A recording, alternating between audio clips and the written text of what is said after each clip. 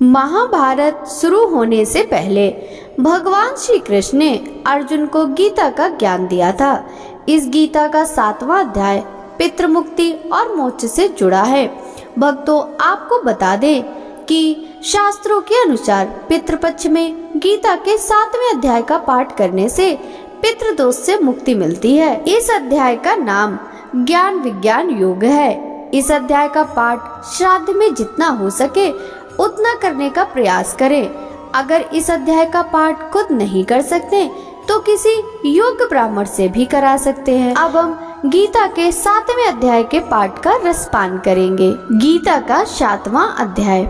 श्री भगवान बोले, हे पार्थ, अनन्य प्रेम से मुझ में आसक्त चित्त तथा अनन्य भाव से मेरे परायण होकर योग में लगा हुआ तो जिस प्रकार से संपूर्ण विभूति, बल, ऐश्वर्य आदि गुणों से युक्त सबके आत्मरूप मुझको संयम रहित जानेगा, उसको सुन। मैं तेरे लिए इस विज्ञान सहित तत्व ज्ञान को सम्पूर्णता कहूँगा, जिसको जानकर संसार में फिर और कुछ भी जानने योग्य शेष नहीं रह जाता। हजारों मनुष्यों में कोई एक मेरी प्राप्ति के लिए यत्न करता है और उन यत्न करने वाले योगियों में कोई एक मेरे परायण होकर मुझको तत्व से अर्थात यथार्थ रूप से जानता है। पृथ्वी, जल, अग्नि, वायु, आकाश, मन, बुद्धि और अहंकार भी इस प्रकार यह 8 प्रकार से विभाजित मेरी प्रकृति है। यह 8 प्रकार के भेदों वालों तो अपरा अर्थात मेरी जड़ प्रकृति है। और हे महाभाव, इससे दूसरी को जिससे यह संपूर्ण जगत धारण किया जाता है, मेरी जीव रूपा परा अर्थात चेतन प्रकृति जान। हे अर्जुन, तू ऐसा समझ कि संपूर्ण भूत इन दोनों प्रकृतियों से ही उत्पन्न होने वाले हैं और मैं संपूर्ण जगत का प्रभाव तथा प्रलय हूँ, अर्थात संपूर्ण जगत का मूल कारण हूँ। हे धनंजय, मुझ में भिन्न दूसरा कोई भी परम कारण नहीं है। यह संपूर्ण जगत सूत्र के मणियों के सदस्य मुझ में गुथा हुआ है। हे अर्जुन, मैं जल में रस हूँ, चंद्रमा और सूर्य में प्रकाश हूँ, संपूर्ण वेदों में ओंकार हूँ, आकाश में शब्द और पुरुषों में पुरुषत्व हूँ। मैं पृथ्वी में पवित्र, गंध और अग्नि में तेज हूँ तथा संपूर्ण भूतों में उनका जीवन हूँ और तपस्वियों में तप हूँ। हे अर्जुन, तू संपूर्ण भूतों का सनातन बीज मुझको ही जान।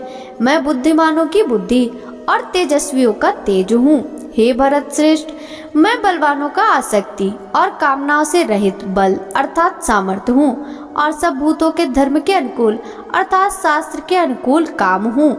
और भी जो सत्व गुण से उत्पन्न होने वाले भाव हैं और जो रजोगुण से तथा तमोगुण से होने वाले भाव हैं, उन सबको तू मुझसे ही होने वाले ऐसा जान। परंतु वास्तव में उनमें और वे मुझ में नहीं हैं। गुणों के कार्य रूप सात्विक, राजस और तामस, इन तीनों प्रकार के भावों से यह सारा संसार प्राणी समुदाय मोहित हो रहा है।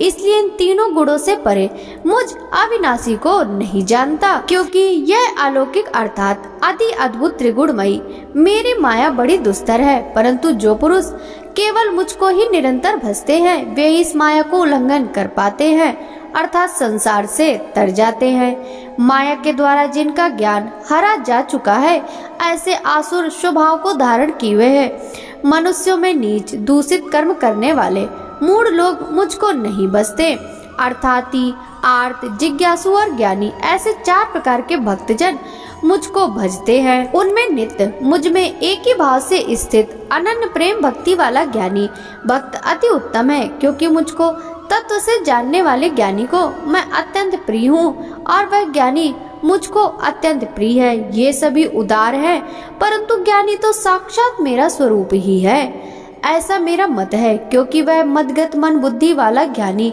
भक्ति अति उत्तम गति स्वरूप मुझ में ही अच्छी प्रकार स्थित है।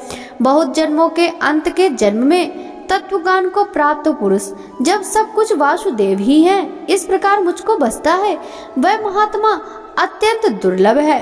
उन भोगों की कामना द्वारा जिनका ज्ञान हारा जा चुका है, वे लोग अपने स्वभाव से प्रेरित होकर उस नियम को धारण करके अन्य देवताओं को भजते हैं अर्थात पूजते हैं। जो सकाम भक्त जिस जिस देवता के स्वरूप को श्रद्धा से पूजना चाहता है, उस भक्त की श्रद्धा को मैं उसी देवता के प्रति स्थिर करता हूँ।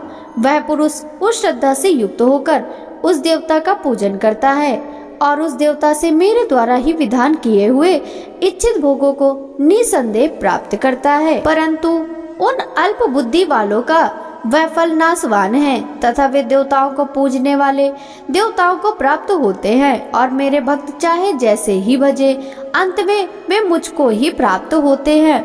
बुद्धिहीन पुरुष मेरे अनुत्तम अविनाशी परम भाव को न जानते हुए मन इंद्रियों से परे मुझ सच्चिदानंद घन परमात्मा को मनुष्य की भांति जन्म कर व्यक्ति भाव को प्राप्त हुआ मानते हैं। अपनी योग माया से छिपा हुआ मैं सबके प्रत्यक्ष नहीं होता, इसलिए यह अज्ञानी जन समुदाय मुझ जन्म रहित अविनाशी परमेश्वर को नहीं जानता, अर्थात मुझको जन्म में मरने वाला समझता है।